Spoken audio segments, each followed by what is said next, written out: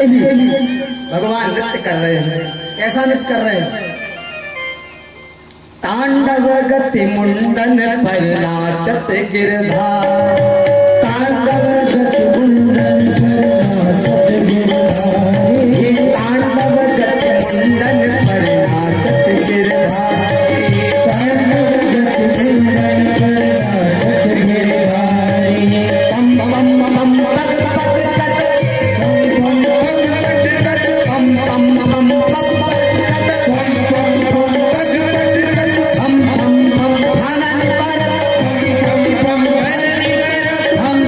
पम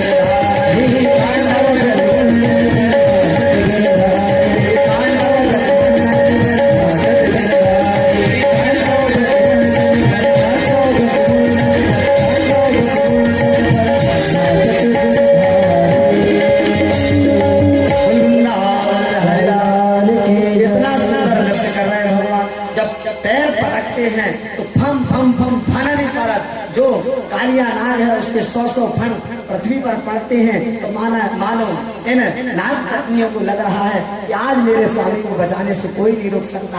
उसी समय बम बम बम विनती करते हैं।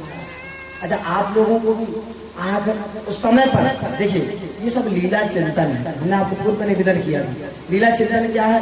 भगवान केवल कालिया नाग के ऊपर मान मर्दन किया, यमुना में प्रविष्ट हुए, कालिया नाग का मान मर्दन किया, लेकिन ये लीला चिंतन है। और लीला चिंतन कौन करता है? बोले परब्रह्म परमात्मा का ध्यान करे, भजन करे, वही ना लीला चिंतन कर सकता है। तो आप लोगों भी यहाँ पर बैठे थे, लेकिन अपने नेत्रों के माध्यम से आपको भी उसी कन्हैया को नाग पर नृत्य करते हुए मन में अनुभव करना। अब ये भी हो आपने। अब इस प्रकार 21 श्लोकों में सुंदर नाग पत्नियों ने सुंदर स्तुति किया। न्यायो हि दंडम कृतकिल विशेषमी स्तावतारः खिलने गृहाय रीपो सुताना मपितुल्य दृष्टे धर्मे च गंफल में वानुशासन।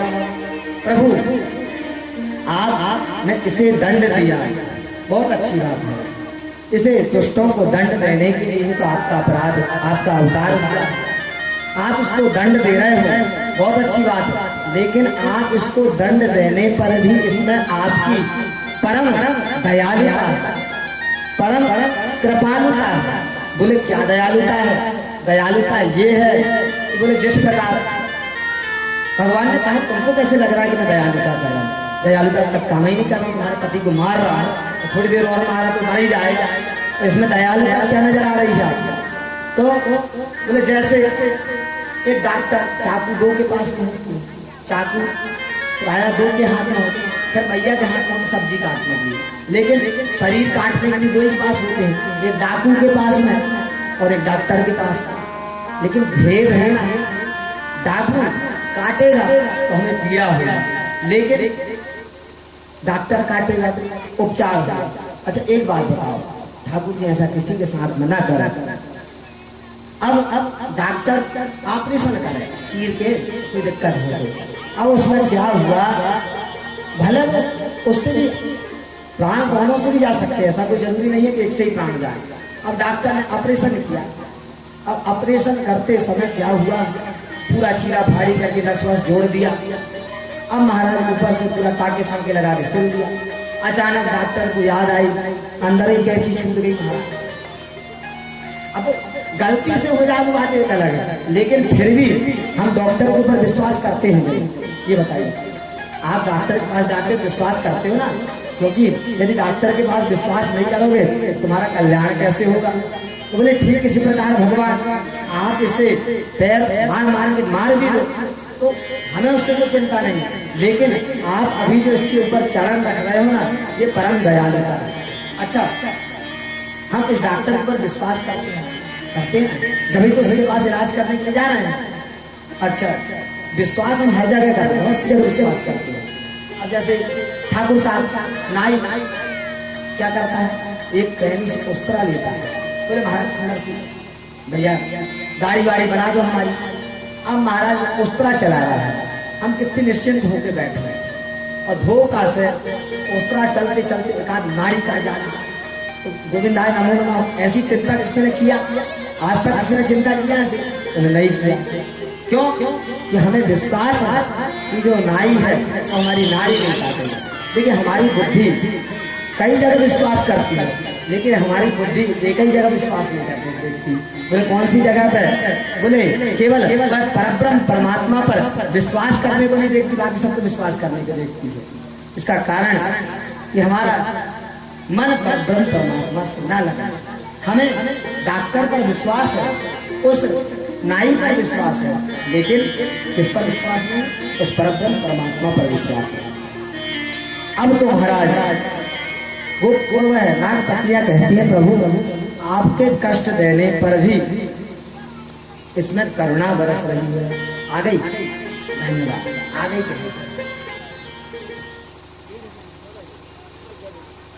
गला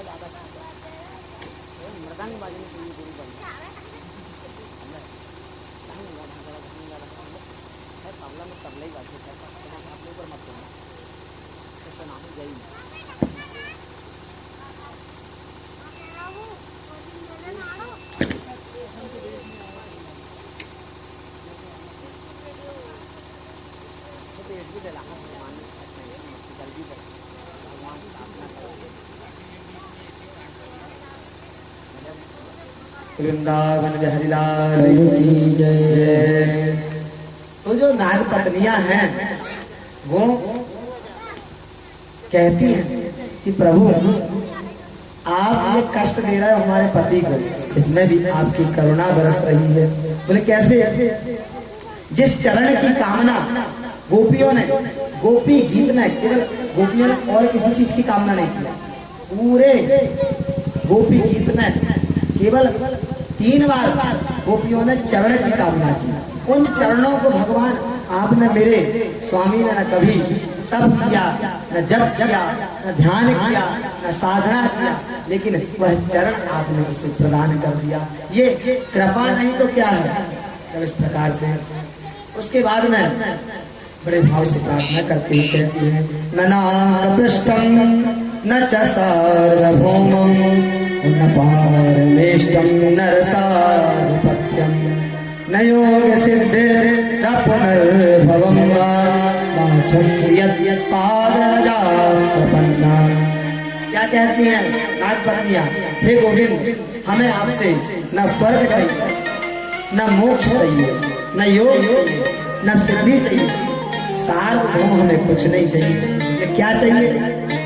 बोले हमें चाहिए तो आपके पद की रज चाहिए। गोविंद मुस्कुराए, बोले नाग कन्या तुम बहुत कुशल हो, चतुर हो। बोले क्यों? बोले जैसे अब हम गंगा जी स्नान कर रहे हैं, गंगा जी में प्रवेश किए, उस समय बोले कोई अपनी रज दे दो, तो कैसे रज देंगे? अभी भगवान ताता थे नृत्य कर रहे हैं कालिया नाग के ऊपर। अब ऐसी अवस्था में भैया जरी बट ऐसी अवस्था में रज मांग रहे हो, तो रज मांगने के लिए तो कालिया नाग से उतरना ही पड़ेगा, जब ही तो रज मिलेगी। तो इन्होंने गोपियों ने सोचा यदि कन्हैया नहीं उतरे तो आज तो प्राण तो जाना ही नहीं। तो रज मांगी, तो रज के लिए तो इससे उतरना ही पड़ेगा। लास्ट में नाग पत्नियों ने सच्चिच में कह दिया, पति प्राण प्रदीयता, भगवान हमारे पति की प्राणों की रक्षा कर। अब क्या होता? जिस फन से उतारने के लिए प्रयास करते भगवान, उसी फन फिर से फुसकारने लगता।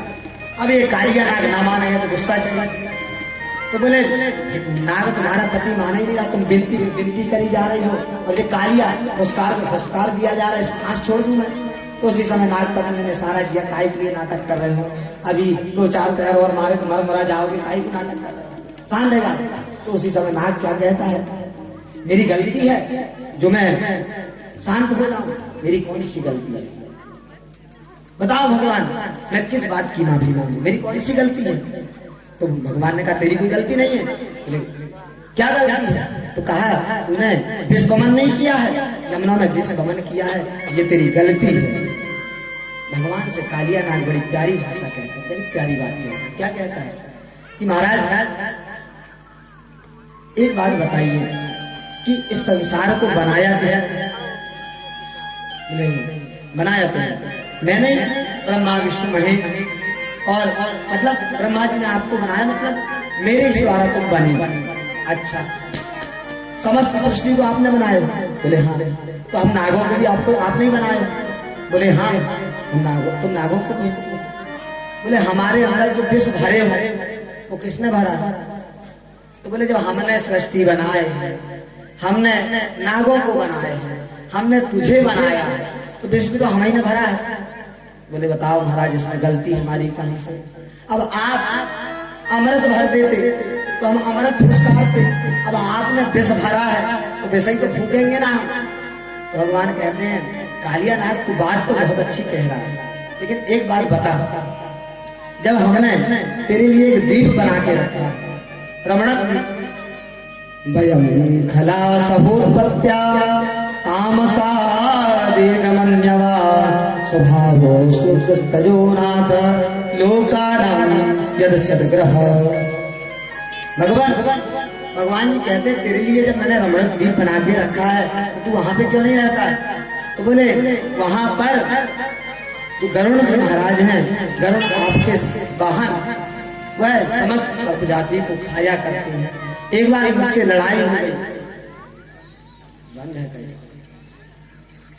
भगवान से जब लड़ाई हो गई वो गरुड़ से, तो मैं डर के मारे यमुना में आकर के छिप गया। भगवान ने कहा कि तुझे पूरे इतना बड़ा संसार है, उसमें तुझे यमुना ही क्यों मिली? और कहीं अत्यपुष्पविश्य करुणो यस्यात्मस्य सखादति सद्यः प्राणिनो विद्युते सत्यमे तद प्रभो ब्रवीम्यहम्। बोले क्या कहा? बोले तुझे यमुना ही क्यों मिली? तो उत्तर देते हुए कहता है कालियानाथ, बोले जो गरुड़ है वो हर जगह जा सकता है, केवल यमुना जी को छोड़ के, क्योंकि इनको श्राप है, इनको सौभरी ऋषि ने श्राप दिया है, यदि तुमने यमुना में आकर के हिंसा किया तो तुम्हें तत्काल प्राण हो जाओगे। इस कारण मुझे क्या, यमुना के कोई जीव को गरुड़ खा नहीं सकते, इसलिए उनसे बचने के लिए यहाँ रुका हूं। अब आप बताइए प्रभु कि कोई अपना स्वभाव को कैसे बदल सकता है?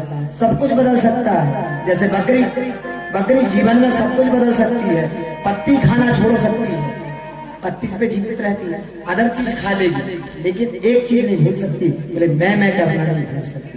ठीक उसी प्रकार मैं भी सब कुछ कर सकता हूँ, लेकिन विश्व गमन करना कैसे छोड़ सकता हूँ?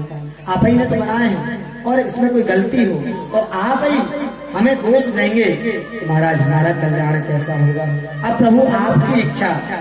बोले भगवान ही कारणं तत्र सर्वज्ञा जगदीश्वरा अनुग्रह निग्रहं वा मान्यसे तद विधेना। बोले क्या कहा? बोले भगवान आप जब समस्त कारण के जगदीश्वर हैं, अब आपकी स्वेच्छा। बोले क्या? बोले अनुग्रह निग्रहं वा। अब चाहे अनुग्रह कर दो चाहे निग्रह कर दो, प्रभु आपकी इच्छा, जैसा आप करना चाहें वैसा कर सकते हैं। तो उसी समय भगवान ने कहा कि आप यहाँ से अब इस स्थान को छोड़ करके रमण द्वीप चले जाओ। बोले क्यों? बोले वहां जाऊंगा तो मुझे गरुड़ काटेंगे। बोले अब नहीं मारेंगे तुझे। बोले क्यों? मैंने तुझे एक मेडल दे दिया। बोले क्या मेडल दिया? बोले तेरे चरणों में, तेरे सिर पे मेरे चरण की छाप लग गई है।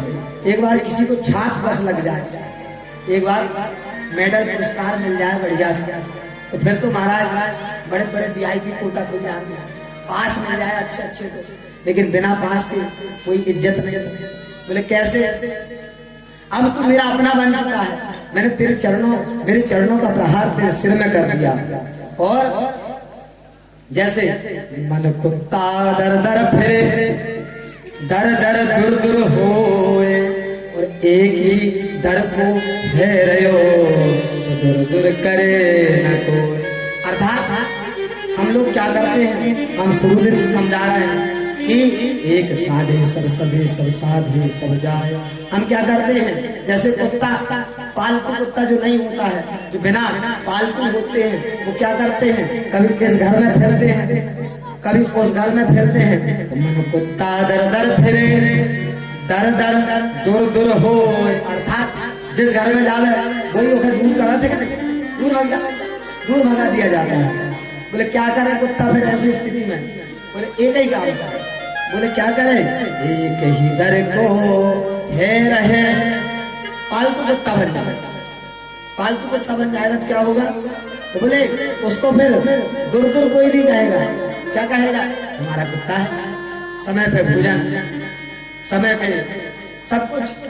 महाराज इसी प्रकार हम आपको चाहिए कि उस परब्रह्म परमात्मा की पूजा आराधना तो करें, लेकिन उसमें विशेष ध्यान रखें कि दर दर ना करें, एक ही दर पे। दर तो हमेशा जाए, लेकिन एक ही दर पे पूर्ण निष्ठा बनाकर रखें। अब महाराज जैसे एक प्रधानमंत्री का चपरासी महाराज प्रधानमंत्री का जो चपरासी होगा ना, उसकी पावर भी इतनी, गलत चपरासी है, लेकिन उसकी पावर इतनी होगी कि बड़े बड़े मंत्री उसके सामने डांट ढक्कर भगा देता होगा, नहीं भगाता होगा, भगा देता होगा ना। तो बोले इसलिए बोले किसी के पालतू बनो तो वह परब्रह्म परमात्मा के अपने बन जाओ, तो तुम्हें कोई उंगली नहीं उठाएगा। इस प्रकार से भगवान ने कालिया नाग को रमणक द्वीप पहुंचाया। देखिए भगवान इन सभी लीलाओं के माध्यम से, गोवर्धन के माध्यम से हमें शिक्षा देते हैं कि हमें वन की रक्षा करनी चाहिए।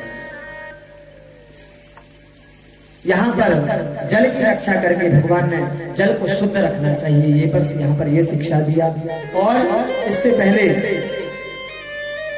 धेनुकासुर का वध करके भगवान ने कहा कि हमें अन्न की रक्षा करना चाहिए। इस प्रकार से हमें सदैव इन चीजों की रक्षा, प्रकृति का सदैव सम्मान करना चाहिए। इस प्रकार भगवान नाना प्रकार की लीलाएं करते हैं। सुखदेव जी महाराज कहते हैं अब ग्रीष्म ऋतु आने वाली थी। इसी समय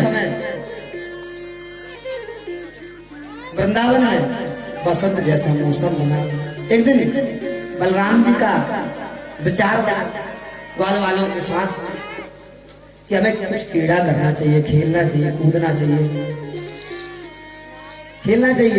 तो इन्होंने दो दल बनाया और दो दल बना के क्या करते हैं, बोले जो दल हार जाएगा वो इस दल को निश्चित दूरी तक पीठ पे बैठा करके ले जाए।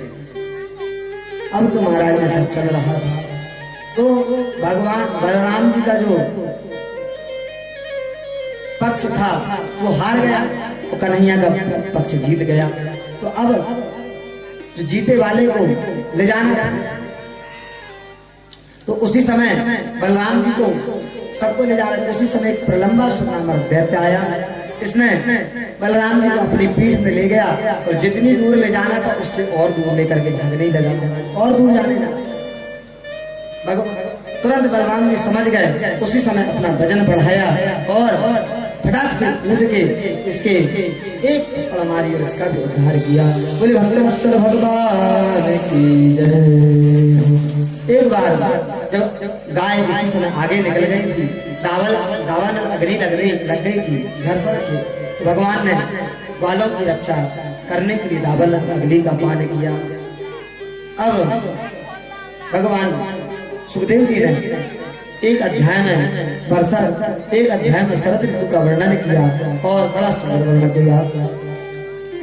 कैसा वर्णन किया, इसको भक्तजन वेणु गीत के माध्यम से भी जानते हैं। वरिहा पीडम नटवर वपुः कर्णयो कर्णिकार विपृतवासा कनक कपिसं वैजयन्तीं चमाला रम्यां वेणुरधर सुदया पूरयन् गोपवृन्दै वृन्दारण्यं सफलरमणं प्राविशन्ति। अब भगवान प्रतिदिन जब वर्षा ऋतु में बढ़िया वृंदावन में बसंत ऋतु जैसा मौसम था, तो यहाँ पर गोपियों ने सुंदर वेणु गीत गाया। कैसा वेणु गीत गाते हैं कि भगवान जब संध्याकालीन वेला में लौटते हैं तो इनकी छवि बड़ी अनोखी है। बोले कैसी छवि है, हम आप भी दर्शन करें। भगवान जब लौटते तो समस्त गोप गणों के मध्य, गोप गायों के मध्य भगवान चल रहे और छटकते मटकते। इनके केस राशियों में धूल, क्योंकि जब गाय जल्दी जल्दी चलती ऊपरों से धूल उड़कर इनके केसों में लग जाती, केस राशियों में लग जाती। और परब्रह्म परमात्मा हम लोग सुंदर बनने के लिए न जाने कितना पोता पाती करते हैं, लेकिन फिर भी उतना सुंदर नहीं दिख पाते जितना दिखना चाहिए। भगवान को जैसा श्रृंगार कर ले, सुंदर यमुना सुंदर, भगवान के ऊपर धूल भी उड़ करके आती है तो वह भी सुंदर लगती है। बोले बड़े हाँ पीडम नटवर वपुः, भगवान का नटवर वपु है, पीताम्बर धारण किया हुआ है। और भगवान क्या कर रहे हैं, बड़े टेढ़ी मेढ़ी चाल है भगवान की। पीताम्बर डाला हुआ है, कमर बंद धारण किया हुआ है सुंदर मोर पंख धारण किया है भगवान ने। और क्या कहते हैं, विशेष बात क्या है इनके अंदर? बोले वृंदारण्यम स्वपद रमणम, वृंदावन में स्वपद रमण कर रहे हैं। भगवान के 5 नियम वृंदावन के, 5 व्रत थे वृंदावन में। भगवान ने कभी वृंदावन में केश कर्तन नहीं करवाया, केश नहीं कटवाया। और दूसरा नियम, कभी सिले हुए वस्त्र नहीं पहने वृंदावन में। तीसरा, कभी चरण पादुका धारण नहीं किया। चौथा, कभी वाहन पर नहीं बैठे। और 5वां, कभी मुकुट धारण नहीं लगाया, भी तो मोर पंख लगाया, मुकुट धारण नहीं किया वृंदावन में। भगवान नंगे नगे चल रहे हैं। अब और सबसे बड़ी बात, बोले क्या, पूरे सभी गोपवालों ने इनको सब तरफ से घेरे थे। और बोले विप्रदवासा कनक कपिशम वैजयंतीम चमाला, सुंदर सुंदर वैजयंती इत्यादि फूलों की माला धारण किया हुआ है। और एक कनेर का पुष्प है, उस पुष्प को एक कान में धारण किया। लेकिन जब गोपी देखती है तो उनको ऐसा लगता है कि मानो भगवान ने कनेर का पुष्प दोनों कान में धारण किया है। कैसे एक पुष्प दोनों कान में कैसे नजर आ रहा है? तो बोले भगवान नटवर नाचते हुए मटकते हुए जाते हैं। जब इधर वाली घुंघराली अलकावलियों को झटका देते हैं भगवान, तो उसी समय जो कनेर का पुष्प निकल करके इधर वाले कान में आ जाता है। इतने सुंदर परम परमात्मा इस संसार इस जब निकलते तो गोपियां कहती हैं कि साक्षात वृंदावनम सखी विभो वितनोति कीर्तन। बोले जब भगवान इस प्रकार से नंगे चरण पृथ्वी पर चलते हैं ना, तो वैकुंठ से भी ज्यादा महिमा वृंदावन की हो जाती है। और जब हम इस सुंदर छवि का दर्शन करते हैं तो हमारे जो घर के बड़े व्यक्ति हैं वो हमसे ईर्ष्या करते हैं। इस प्रकार से सुंदर भगवान गोपियों ने वेणु गीत का गायन किया, बड़ा सुंदर वेणु गीत है। इसके बाद सुखदेव जी महाराज ने ग्रीष्म ऋतु, वर्षा ऋतु एवं शरद ऋतु का वर्णन करने के पश्चात हेमंत ऋतु का वर्णन किया। गाओगे? अच्छा हो रही है। गान भी तो गाए, तुमने नहीं गाए? भैया जी गान क्यों कह रहे हैं? सबकी मानने पड़े। वृंदावन बिहारी लाल की जय। अब हेमंत ऋतु आई गई, इतनी प्यारी ऋतु, क्योंकि कहा गया है, क्योंकि कहा गया भगवान को सभी ऋतुएं पसंद है, लेकिन भगवान ने विभूति योग में कहा है कि मुझे मासा नाम मार्ग शीर्षो अर्थात मासों में मुझे कौन सा मास पसंद है? मार्गशीर्ष मास पसंद है। इसलिए जब भगवान का मन पसंदीदा मार्गशीर्ष मास की सुखदेव जी महाराज चर्चा कर ही रहे हैं, हम लोग भी उस सत्संग संकीर्तन सुन रहे हैं।